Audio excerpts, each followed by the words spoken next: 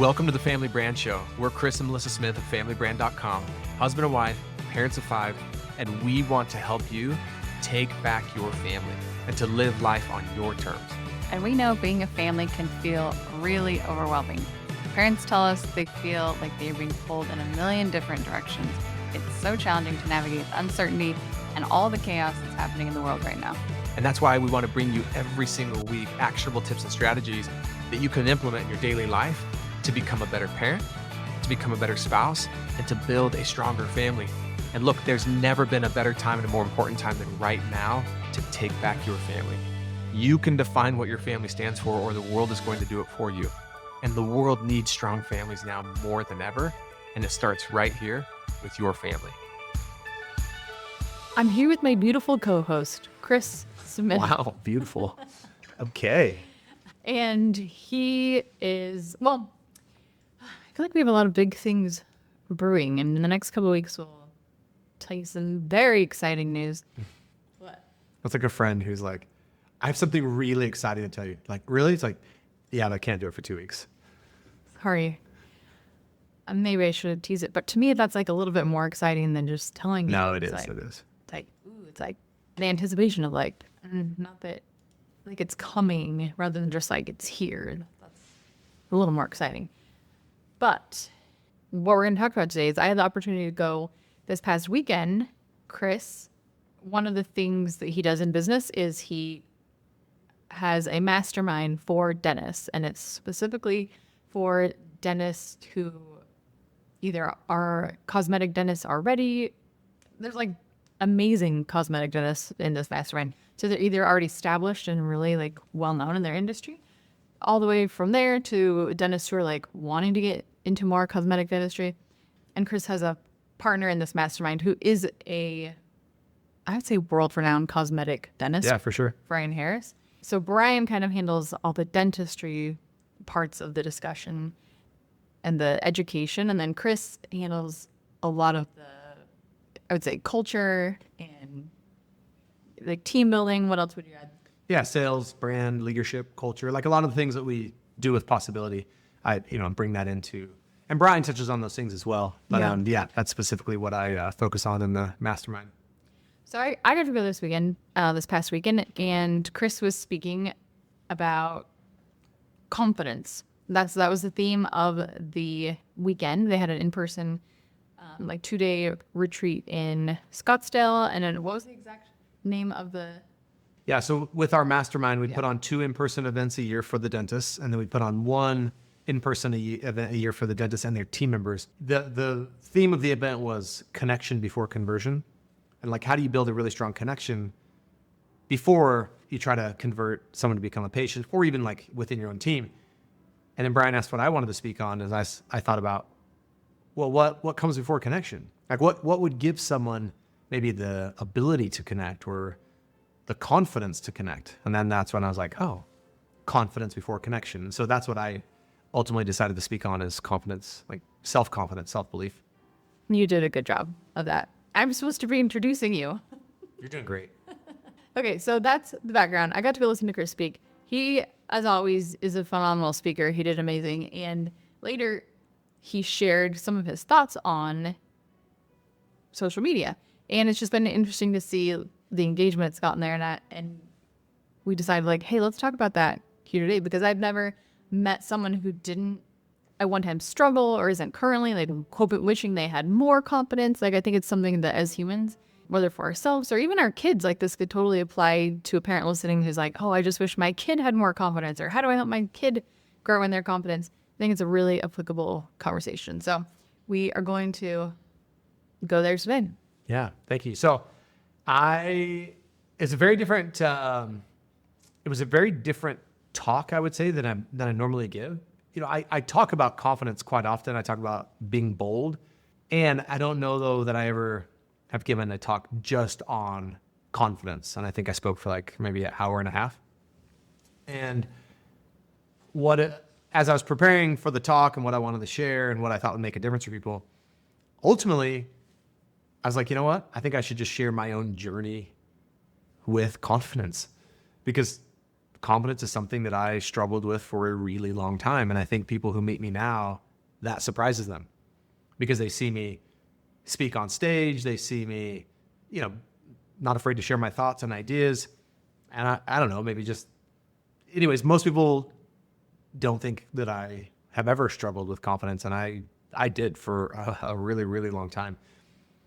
And so I'm going to share some of my own journey of where I was at when I had the least amount of confidence, what I did to rebuild and I guess maybe even regain my confidence.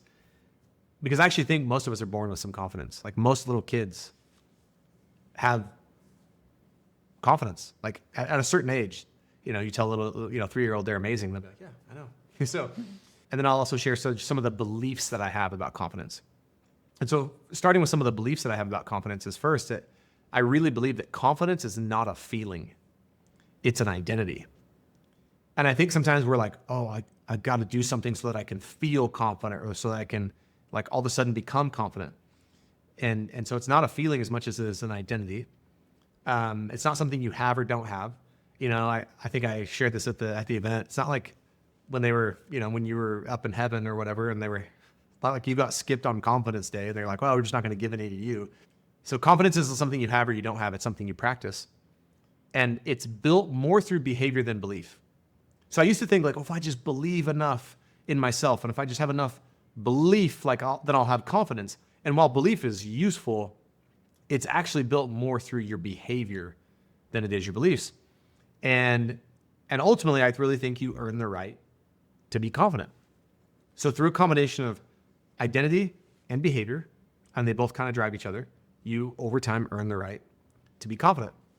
And so one of the things I noticed when I was at my lowest point though, well, first of all, I'm gonna actually have you do an exercise right now at home because I had them do this exercise at the event and I've done it with a number of people since then.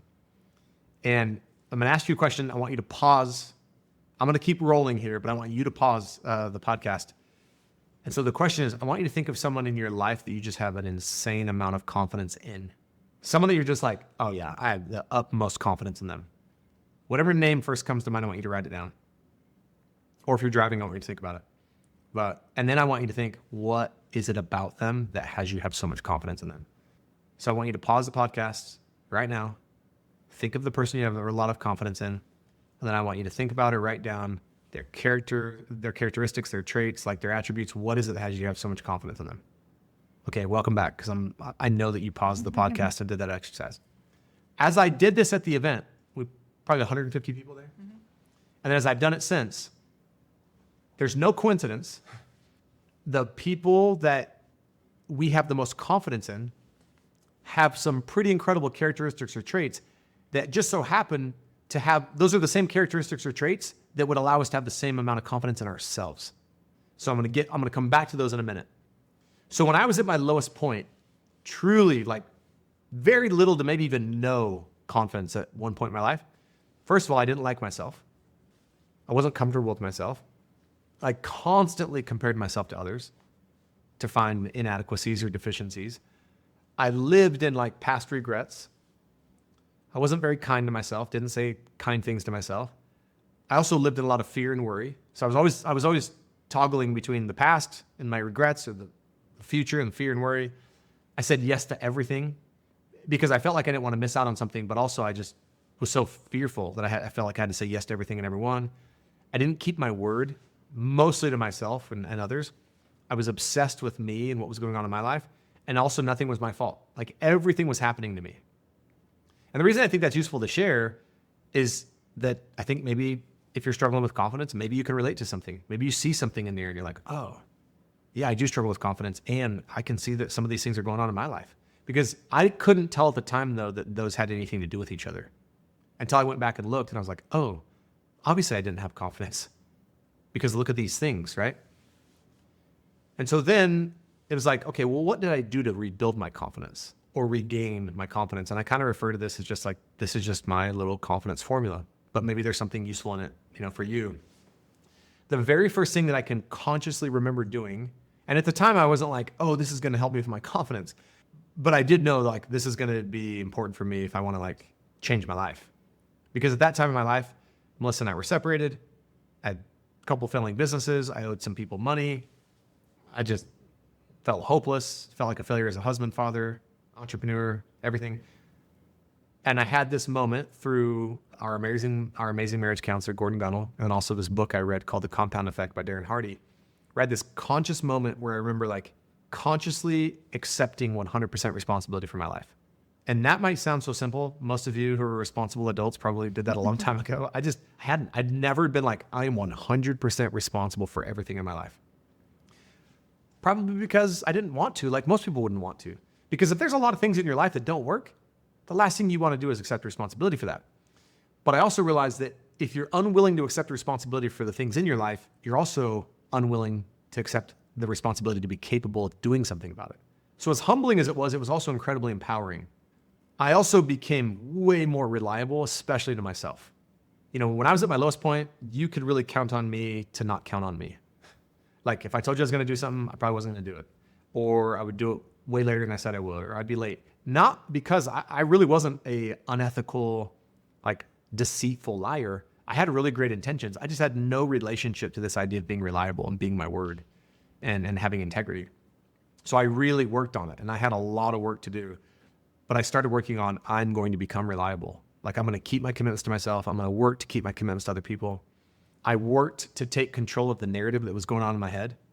Because when I was at my lowest point, this constant narrative, someone said it beautifully yesterday on a training with one of my clients. She's like, yeah, when that's happening with me, it's like a rolling credit of all my worst hits.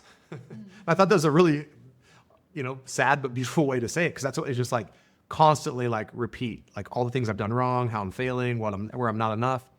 And I just thought like, well, that must be who I am.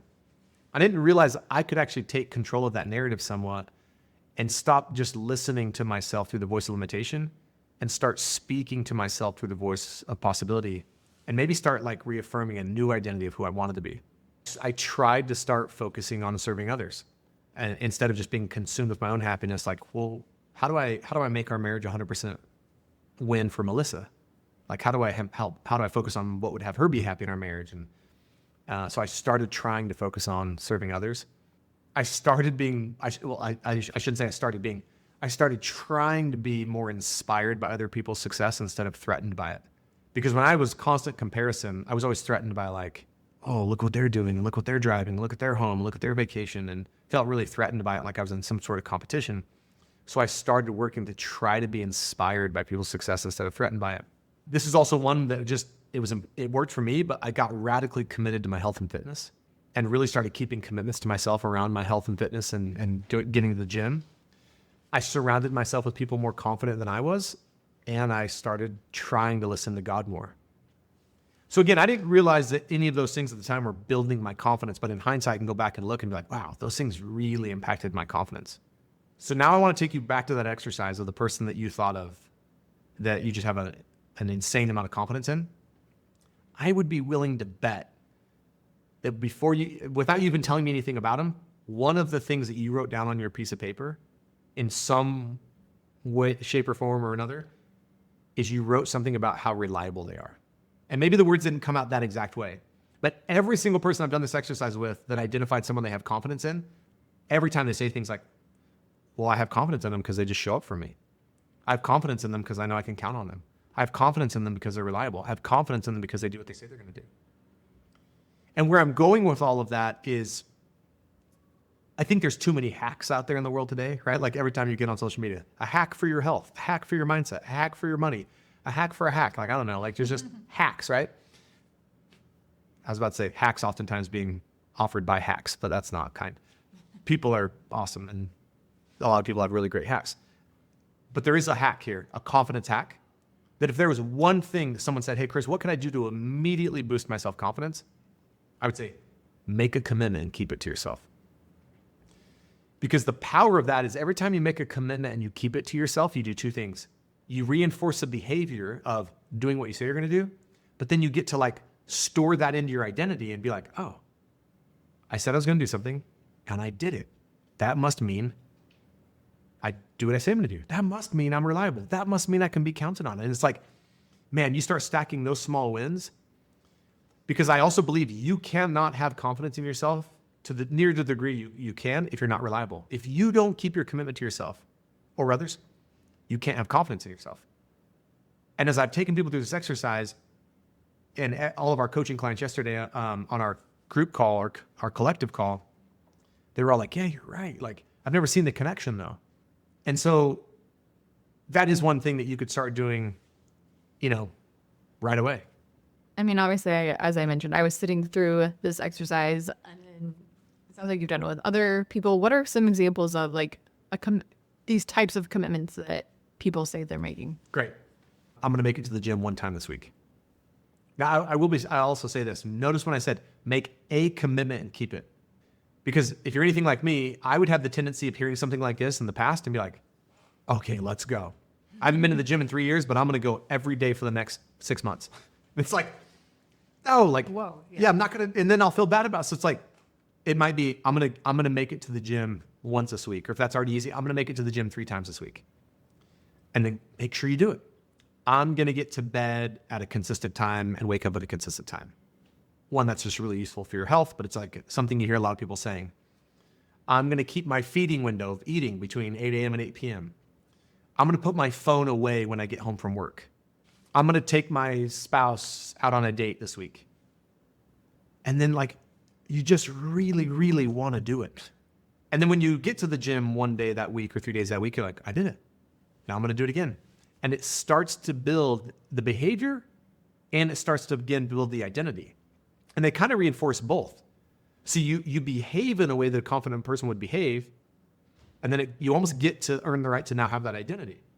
And then with that identity, you'll probably behave even more that way. And so it's kind of like you got to start acting the way that you want to feel, not always feeling the way you want to act, right?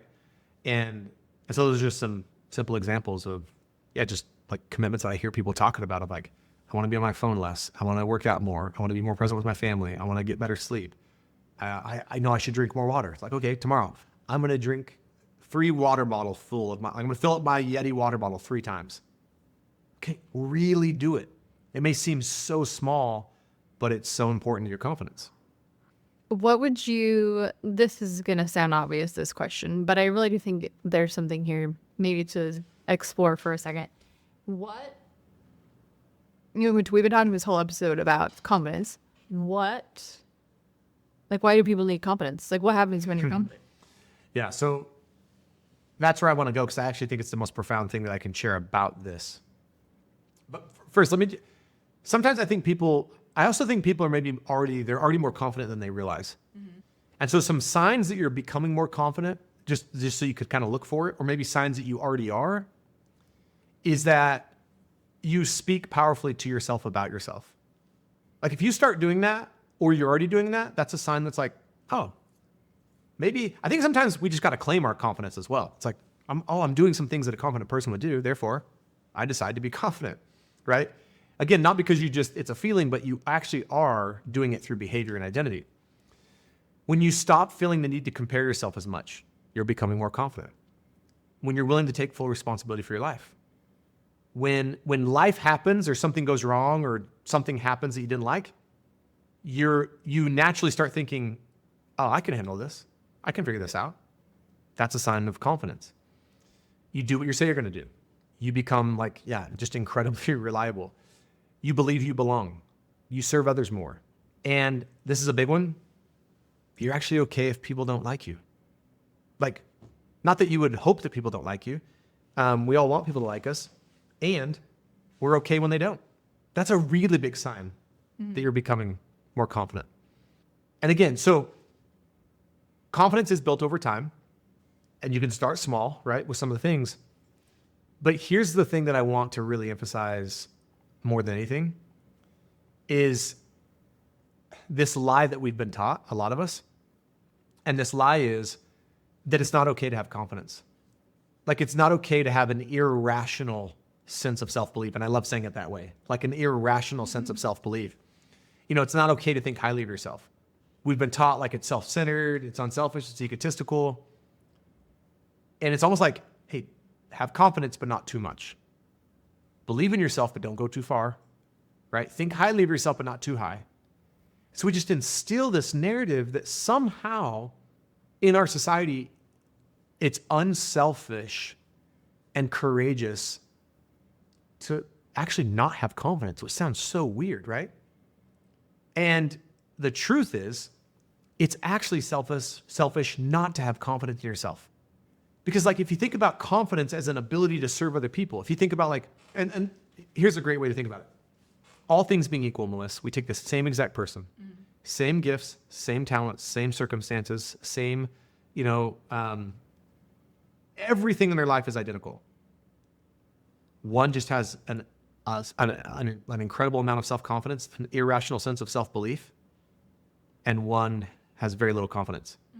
All things being equal, who do you think would have the ability to serve more people, make a bigger difference in more people's lives?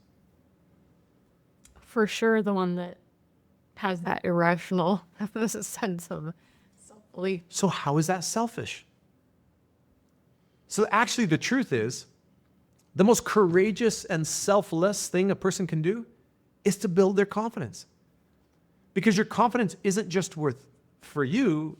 It's like, I have this confidence so that I can go help more people, so that I can be more bold, so that I can speak more clearly and more confidently about the things that I believe in and the things I think matter. And so, yeah, I just really think, first and foremost, you owe it to yourself because of how good it feels. And then I think, what feels better? Does it feel better to have confidence, or does it feel better to lack confidence? Well, it feels better to have confidence. And I truly believe every single human being has some type of gift to share with the world. And I believe that there are people waiting for that gift, waiting for that impact. And the more confidence you have, the more willing you'll be to share your gift. And so, and I know some people want to sometimes people will be like, okay, well, let me play devil's advocate. I'm like, oh, geez. Because like, this is not like, I don't need to hear your devil's advocacy around why you shouldn't have confidence, but okay, go ahead, right? And people are like, well, what if it ever crosses over into you thinking you're better than other people? And it's like, well, then don't. But why do we even associate that? Why do those, I don't even, I oftentimes I'll say, nope, not having this conversation with you. People are like, why? It's like, because why do we feel the need to even bring that up? Why do we feel the need to we're having a discussion on confidence and self-belief? Why do we even need to talk about, but make sure you don't think you're better than other people. Make sure that you don't, it's like, no, don't even think about worrying about that.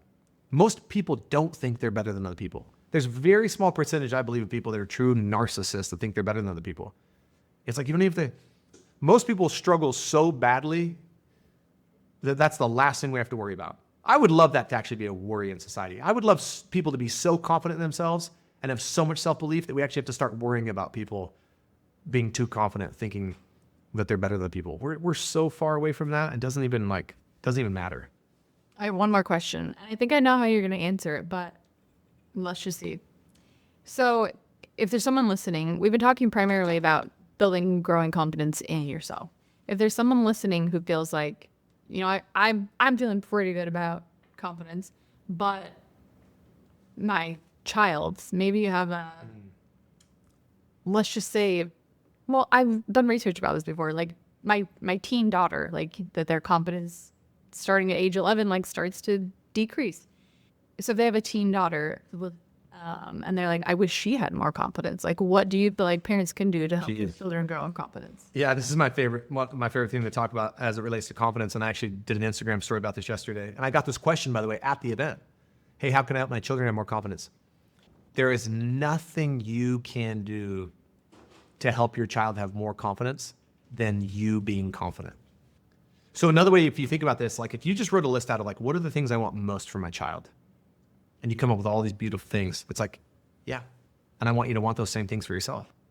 But oftentimes as parents, it's easy to be like, now I know you gave an example of a parent who probably has some confidence, but my experience is a lot of people are coming to me lacking confidence, but hey, how do I help my child be more confident? Or I've talked to adults before that are like, hey, I just want my kid to make healthier choices. But it's but they're probably not being the best role model or example of healthy choices themselves. It's that doesn't work. You can't have that. You could want it, but you cannot ask for your child to have something that you don't have. You cannot ask or want, and I'm not saying you can't, but it just doesn't work very well. So the most powerful thing you can do for your child's confidence is to be confident, is to model confidence, and not perfectly, because none of us are going to be perfect at it. And even then we can speak to that when we struggle with it a little bit. So first and foremost, be the demonstration of what you want for your child, or at least to the best of your ability. So if I want to raise really confident children, the most profound thing I can do is model confidence. Take risks, do things that scare me, be as bold as I can in the things that are important to me, and bring my kids into that conversation. Let them know when I'm trying to be confident. Let them know when I'm taking risks. Also let them know what scares me about it. I think the second thing is like speak as much confidence and possibility into your children as humanly possible. Let them know on a daily basis in some way or another, like, hey, you matter, you belong, you're enough, you have worth. Now, the easiest thing for us to do as parents is to criticize our kids. And I can be as guilty of it as anyone. So if I have a teenage daughter, which I do, I want her to have an experience of her dad, me, as like, oh, I experience my dad as a confident guy. I experience him as believing in himself and having confidence in what he does and who he is in the world. And I want to take every opportunity I have to speak as much confidence and possibility and leadership in her as I can to help shape her identity. And I say shape it because I can't ultimately shape it. That's up to her. And then I also want to teach her, I think it's another thing we can do for our kids, is I want to teach her how to take control of the narrative in her head, because most kids don't know, just like I didn't know.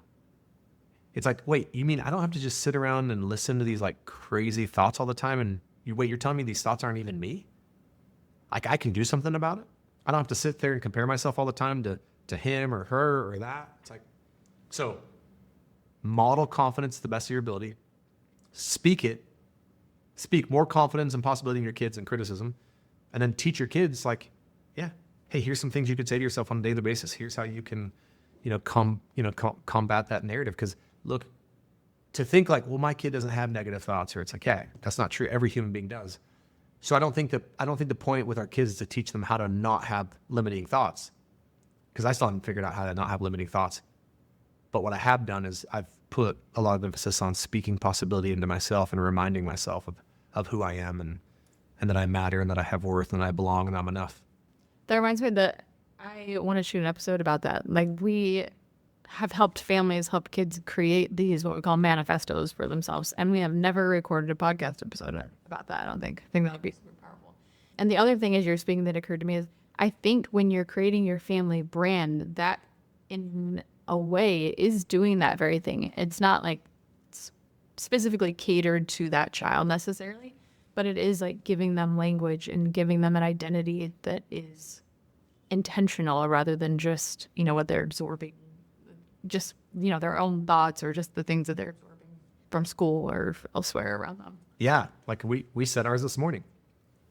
And I've said this before, like your mission, vision, values that you create as a family, they're amazing. And the most profound use of them, in my opinion, when your children are in your home, is to use them to shape identity, to help your children believe that these things that we say about ourselves and our family are actually true, right? So when we go through ours, right, we are committed to elevate and inspire others, right? That's our mission statement. It's like, whoa, that implies that I am someone who can elevate and inspire others, right? And then we say, we believe you can be who you want to be, right? It's like, oh, again, it's a reminder to myself, to Melissa, to our kids, like I can be who it is I want to be. And then we, Smiths show up for each other. Smiths speak kind words to each other. Smiths can talk about anything without judgment. Smiths are friends that adventure together. Smiths are children of God and divine beings. It's like, wait, I'm a Smith? I'm a child of God and a divine being? It's like, oh yeah, I'm hearing that every single day, right? Smiths are creators. I'm a creator. I can create. Nothing's being done to me, right? Smiths can be counted on. That's one of our family values. It's like, whoa, that's who I am. I'm a person. I occur for myself as a person that I can be counted on. Smiths are healthy and active. It's like, wow, like, yeah, I'm healthy. I'm active. I'm strong. I can do hard things. Smiths are consistent. It's like, yeah, most people don't occur for themselves as being very consistent. What would it be like to have an identity around being consistent? And then our last one, Smith's got that dog in him. It's like, I'm a dog. It's like, I love that. I love that our kids, and I love that I get to hear it every morning. And every morning I hear that, I'm like, man, I am a Smith. And these are the things like, and there's probably seasons of my life and times in my life where I'm excelling in one and maybe not the other, but it's like every morning we speak possibility into ourselves as a family and our children into them. And when I say every morning, we probably average 5 mornings a week if I'm, truly being transparent, maybe 4 or 5. But it's like, that's our intention. And so your family values are a way to absolutely do that. So listen, be confident, be a dog. You're not serving the world by not being confident. And I think sometimes, especially as adults, we kind of get into this like, oh, it's like we've almost made such good friends with our limitations and our limiting thoughts that almost feels comfortable. It almost feels somehow like self-soothing and like, oh, I'm just not confident. I lack confidence. I'm just this, I'm that. It's almost like we wash ourselves with this guilt and shame and somehow feel good about it, like we've done something about it, because it's like, you got to quit doing that. You got to like advocate for yourself. I love it. And last week, Chris is very reliable and consistent. In fact, when I did this exercise, I didn't know where he was going with it. I chose him as the person that was like someone that I have the utmost confidence in. And I love that. Thanks, I have Gus. that in you, Chris. Same. So one example of this is Chris goes to the gym. Like, he's a gym goer. And he goes in the mornings usually. He wakes up at 5 or 5:30. And he has rest days on Wednesday and Sunday. And other than that, he's like going to the gym. And I know this, and I'm not as much of an early riser as him. We've discussed this at length prior on this podcast. But last week, I know that he's going to be going. And last week, he woke up at like 5. It was probably like 5:09, and I was still laying in bed, but I was awake. And all of a sudden, and I hadn't wanted to go to the gym. And then the thought came to my mind, like, Smith's got that dog in him. And I like popped out of bed and I like burst into the bathroom and I was like, I'm going to the gym with you. Because I got that dog in me. I got to get that dog in me. Which our kids helped us develop that family value. But to your point, it is our family value that did help shape identity and did help shape even behavior in that instance of value, and created more, and then you can move through the world with more confidence. Like, yeah, I did make it to the gym today. I am a person of my word. So that's just a recent example that I have of that. Yeah. So thank you for your example. Well, thanks for letting me share and asking me some additional questions. And look, the world needs confident people right now more than ever. I truly believe that. And you're amazing. And you deserve to feel confident and share your gift with the world. All right. So that is it for today's episode of the Family Brand Podcast. But before you go, we have something fun for you. Yeah. Like if you've ever wondered, okay, so how's our family culture actually doing? We've got an incredible quiz for that. Good news, it's quick, it's free, and when you're done with that quiz, we'll even email you this awesome PDF full of practical ways to strengthen your family culture right away. So all you have to do is go to familybrand.com/quiz, take the quiz, grab the PDF. We'll see you next time.